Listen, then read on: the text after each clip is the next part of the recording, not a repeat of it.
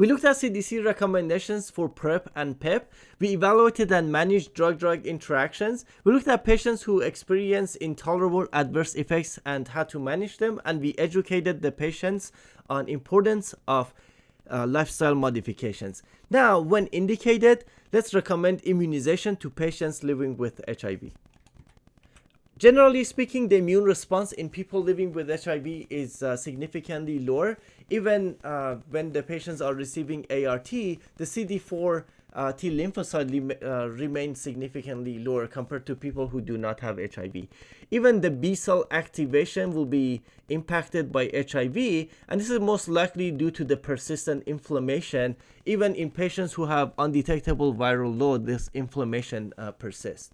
And in general, recommendations for vaccinations are similar in HIV patients, with the exceptions of a few contraindications in HIV patients, especially with CD4 count less than 200, because they will be severely immunocompromised, especially when it comes to live vaccines. In general, the data for vaccine effectiveness in HIV is very low, which has led to under-vaccination in people living with HIV. So we need to do a better job of vaccinating HIV patients. So the 2019 immunization schedule for adults, basically when it comes to influenza, is the same. So it doesn't matter what the CD4 count is in HIV patients. They should get their annual inactivated influenza vaccine. Now, specifically with the live attenuated vaccine, that would be contraindicated in HIV patients regardless of CD4 count. When it comes to PCV13 and PPSV23, these two in general population are indicated in, for example, if patients turn 65 or older, and before the age of 65 if they have some risk factors. And HIV happens to be one of those risk factors. So, in HIV patients, regardless of CD4 count, they should receive the PCV13 first, and 8 weeks later they should get 2 doses of PPSV23, and those PPSV23, they need to be 5 years apart. When it comes to hepatitis A, just like the general population, not everyone needs to get it, even in HIV patients, but some of the indications for hepatitis A would be, MSM, for example, and people who inject drugs. So those two things are common in HIV population. So those patients who have HIV should definitely get hepatitis A regardless of CD4 count. Hepatitis B is indicated in HIV regardless of CD4 count.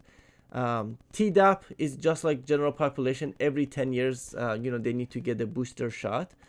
When it comes to meningococcal vaccine, the MenACWY is indicated as a 2-dose series in HIV, regardless of CD4 count. Now, the serotype B is not as common in HIV, so it's not indicated. Now, if those patients have other indications, for example, if they have asplenia, sickle cell disease, they should also get the MenB. But just for HIV, it's not really indicated. And human papillomavirus or HPV, just like general population, is recommended for everyone, men and women, through age 26. And then for age 27 to 45, although it's not routinely recommended, it's recommended as a shared decision making. So you can have a discussion with the patient, and for example, if they are to have a new sex partner, they can and they're not vaccinated before, then they can get HPV vaccine between the ages of 27 to 45.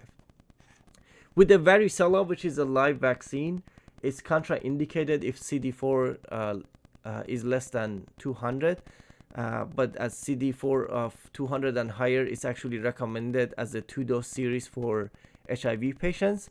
And then with the Shingles vaccine, we have two. The Zostavax, which was older, was live, which is as a live vaccine is contraindicated, is CD4 count less than 200.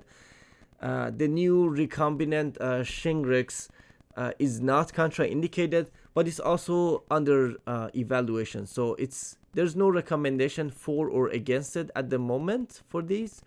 So we'll see if there will be recommendations in the future. This concludes this presentation.